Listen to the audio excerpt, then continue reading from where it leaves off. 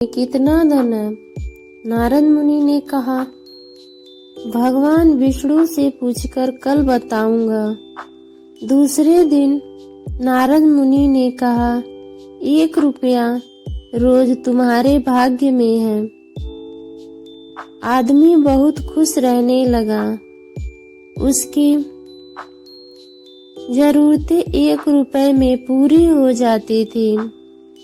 एक दिन उसके मित्र ने कहा, मैं तुम्हारी सादगी जीवन और खुशी देखकर बहुत प्रभावित हुआ हूँ और अपनी बहन की शादी तुमसे करना चाहता हूँ। आदमी ने कहा, मेरी कमाई 1 रुपया रोज की है। इसको ध्यान में रखना, इसी में से ही गुजर बसर करना पड़ेगा तुम्हारी बहन को।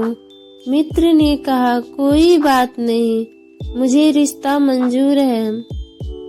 अगले दिन से उस आदमी की कमाई 11 रुपए हो गई।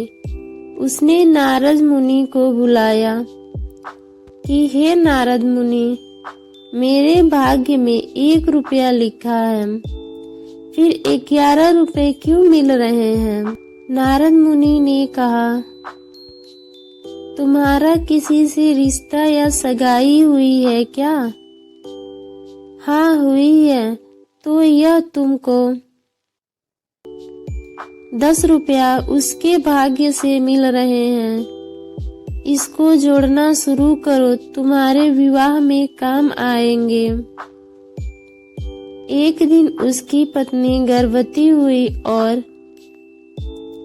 उसकी कमाई 31 रुपए होने लगी।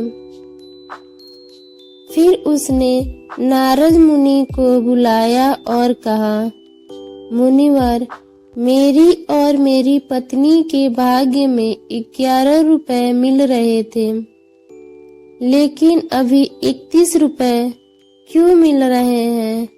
क्या मैं कोई अपराध कर रहा हूँ?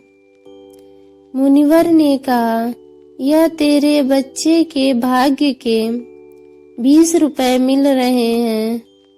हर मनुष्य को उसका भाग्य का मिलता है।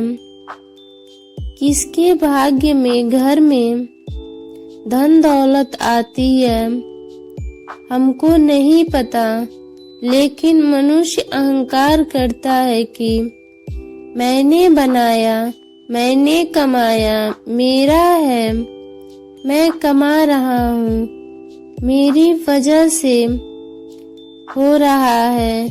हे प्राणी, तुझे नहीं पता तू किसके भाग्य का खा रहा है।